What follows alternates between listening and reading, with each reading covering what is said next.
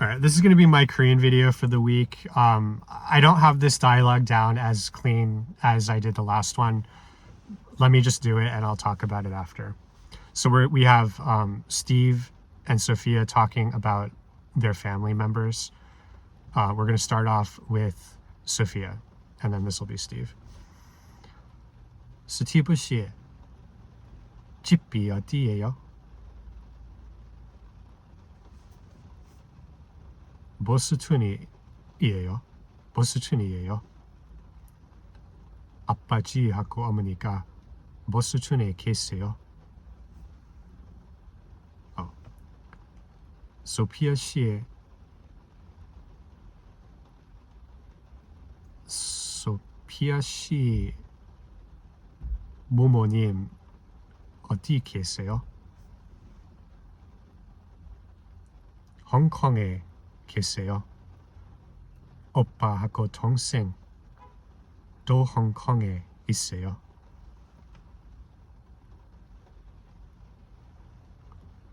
오빠하고 동생도 대학생이에요. 아니요. 오빠는 대학원생이에요. 그리고 동생 지금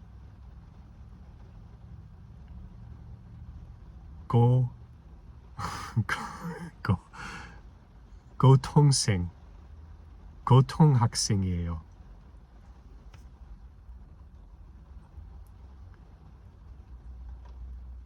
남동생이에요. 여동생이에요. 스티브 씨의 동생 있어요? 네. 남동생 있어요. So that was pretty rough. The one of the core things of this lesson is that we have the more formal version of 있어요, which is 계세요, and 계세요. The tricky I think I would say that the book kind of dropped the ball. Maybe I'm just coping with the difficulty, but I feel the book dropped the ball a little bit because we didn't really yes, the first few lessons extensively used ita. Ita, that's the dictionary form of like 이에요. And then later on we extensively used 있어요. 있다. But then we get into this chapter and this is the first one where we really have them both together, and this is where they chose to throw in 계세요. So it was like there for me, who like just memorizes the thing and tries to I look up the grammar and stuff like when I first am learning the dialogue, but once I've kind of got that in my head, I don't really look at it again, and I just try to learn through the context of just hammering this over and over. And I find the specifics of 집이 어디예요? And then you have, so you for 집이 어디예요, you're using 이다. But then for example, 아빠지하고 어머니가 어디, or it wasn't 어디, but you could say you could ask the question 아빠지하고 어머니가 어디 계세요? And that's 있다. 계세요 is the same verb as 있다. But the thing was 집, for me as a Chinese speaker, 집 to me seemed like jia, which can mean your house, your home, but also your family, the members of your family, but it also can mean the physical home in a sense. Kind of like in English we have home as that kind of, home doesn't really mean the people in your family in English, but I wasn't sure. I assumed Korean to be more like Chinese, so 집 I was assuming to mean jia, more the family members, but I think it's more the physical home. And so when you have 집 어디예요? Because it's like, it's more about, I don't know. I like, and I'm really actually not trying to rationally learn like that. I just want to know like this. I have my core example sentences from this dialogue and I know when to say what, and I'm hoping it kind of clicks more together later. But I found it kind of confusing when to use, I think the most confusing sentence in this dialogue for me was when, well, for example, Steve asks Sophia, he says, Sophia 씨, 부모님, 어디 계세요? And so then she answers, 홍콩에 계세요. And she's talking about her parents, because that's 부모님. 부모님 is parents. 부모님은 홍콩에 계세요. You could say like that. But then she switches over to her siblings. And it that kind of so she's using 계세요 with her parents, and then she switches to her siblings and uses 있어요. And it seems kind of obvious as I'm saying it, but it threw me for a bit of a loop, and it kind of, I found that kind of confusing for this dialogue. One thing I started doing with this dialogue, surprisingly, was I started writing in some hanja because I know all the Chinese characters, and I find for those homophones, it's actually really helpful for me. So for example, the word tongseng in Chinese characters would be tongsheng. So the same, like tong is the same, sheng is, I don't know, it's sheng is it has a lot of meanings, but it's very, very clear to me, tongsheng, like, oh, okay, I get that word now. And I can remember tongseng way better. Tongseng, when I've seen the hanja and I have the hanja associated with it in addition to the Hangul. So I started doing that, and I find I'm going to continue to do that as I, when I notice a really clear homophone, I'm going to write down the hanja sometimes when I'm practicing it. I know Koreans don't really use the hanja that much anymore, but as a learning tool, it's actually useful for me to like solidify those homophones and remember them more easily. Another homophone in this one was gochung 학생. Gochung 학생 is gaozhong, so tall, middle, like the top of like the higher levels of high school. I guess in Chinese they call it like senior middle school. So it's like middle school is like forever. Like whenever Chinese people are like, oh, when I was in middle school, you never know when they actually are talking about, because it feels like middle school is from like age 11 to 19 or something. But gaozhong is more like high school rather than what we would consider middle school as Americans. I'm not assuming you're American, but we meaning me as an American. So gochung 학생 is senior middle school student, gaozhong 学生, and you could have gochung 학교, gaozhong 学校. So I'm trying to write hanja for that stuff and just to remember it like that. So what else happened with Korean? I noticed that I go to this coffee shop to work from home a lot. I live in Seattle, and I noticed that all the people who work there are actually Korean, because I've been hearing them speak Korean all the time. And I'm an introvert in a big sense. Like I'm not, and I know like my Korean isn't there yet. Like if I were more of an extrovert, I might try to. I'm like, hey, I'm learning Korean, and say some stuff to her.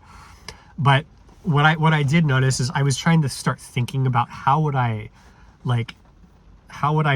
order the coffee in Korean, how would I say some stuff in Korean to her, the lady who's usually there. And she's a bit older than me, and I realized like the way that Koreans avoid saying the word you or anything equivalent to you or even addressing each other directly is kind of nerve-wracking. I've never really had that happen, like experienced that before. In German, there is some ambiguity with like when should I say du or sie, and like you could just say sie to be safe, and it's pretty, it's pretty straightforward, honestly.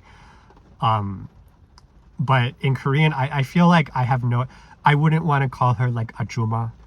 I don't know really. Ajuma is that the word? Ajuma, yeah, like middle-aged lady. Feels weird. I wouldn't want to call her like shindangdo or whatever. Like I don't even know what I would call her. But I realized like I would be really afraid. Like I would have to like ask somebody who really knows their shit. Like tell me how I should address this person in this situation, because it would feel kind of scary to just say something and then not know what to call her. That's like the hardest part of the conversation to me, it seems like.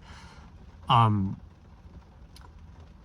the other stuff that was happening, I've been watching, I generally watch a good amount of Korean shows just for fun, and I try not to let it demotivate me, but I don't really like Korean music that much. I found some stuff that I like, okay, like it's okay, but it's all just like too pop coded to me. It always feels too much like pop music.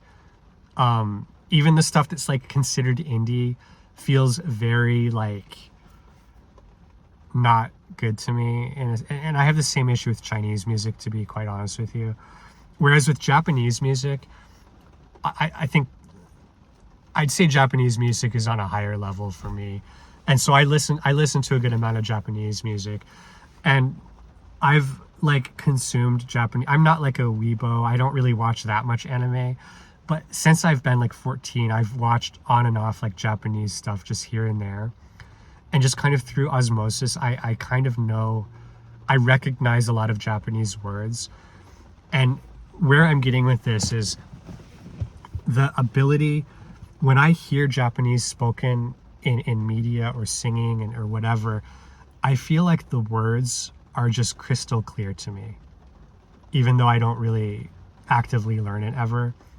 So like I'll hear stuff, and my pronunciation, don't judge my Japanese pronunciation, I've never really practiced it at all, but like I'll hear a word like hikari, and it's like I just know that's light. I don't know how I know that. I hear the word like watashi dachi, and I think that's like we. Watashi dachi wo, and I know wo is like the object particle, wa is like un and nun in Korean, the nominative part, like the topic comment particle. I know ga is just like in Korean, it's the non-topic marker nominative particle or whatever. And I'll hear like watashi dachi wa, watashi dachi wo, and I know like crystal clear what they're saying. I'll hear like some verbs that I can recognize, just syllable by syllable, crystal clear. And I've never really tried to learn Japanese. And with Korean now, I'm like actively learning it, practicing it a lot, hearing it a lot, speaking it, grinding that textbook, learning a lot of vocab. And I'm watching this Korean show, and dude, I can't hear anything. Like I don't, it's not that I can't hear anything, but I just feel like there's a difference between Korean and Japanese, where like Korean is a mumbling language and Japanese is like a crystal clear, I am going to enunciate every syllable language. And I don't know why. It's maybe something is, it's just that I like I said, I've been passively consuming Japanese media since I was like 14. Maybe that's why. But I was watching My Liberation Notes last night, and she was texting. And when she's, texting, I get that extra input. And I heard her say like, I'm going to be late. I think she said, I'm going to be late today. And today I know the word onul. And she's like, I'm going to be late today. And I was listening for onul, and I couldn't even hear it.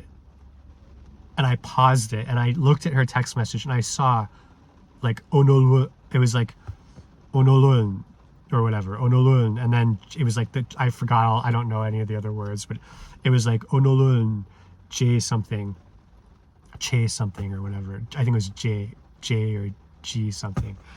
Onol or maybe it wasn't even it was just onol something. Onol de or something like that.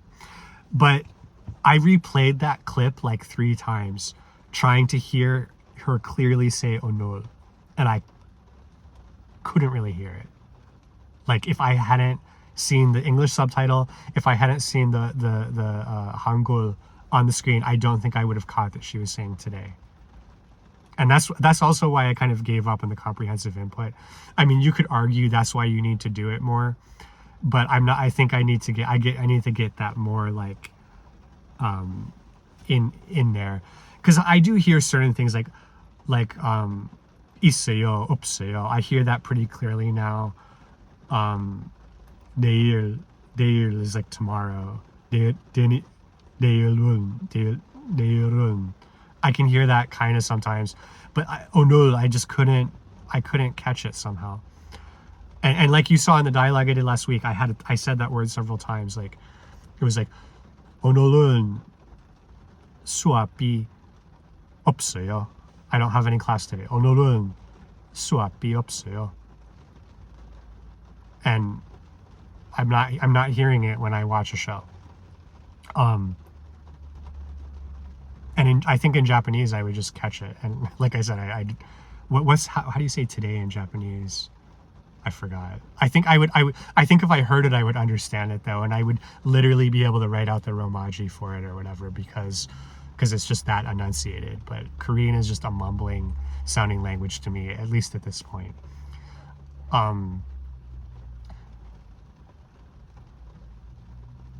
Yeah. So the last thing I wanted to talk about was like the pacing that I'm going through with these books and lessons. You know, you heard the dialogue. I was pretty sloppy on this one compared to the previous one. Part of it is just that I've been on this lesson a really long time and I need to move on to the next dialogue. I will continue to practice this one a bit as I go into the next one. Maybe I'll try to do it again in the next video just to show some improvement. There was a lot of like dead pause trying to remember the word, and I don't think my pronunciation was that good either. I need to listen. I actually need to listen to the audio more than I have. I've quite frankly been mostly relying on my memorizing and just saying it and thinking I've got the pronunciation down. But it's one of those things, like I memorize and say it a lot, and then I go back and listen and I'm like, oh, that's where I was wrong. That's where I was wrong. And then I kind of adjust it and do it again. And last week I did that before I recorded it. I haven't done that this week. So I'm maybe I'll do that before the next video. Maybe I'll do both dialogues back to back or something. But I think that's all for now. Thanks for watching. Bye.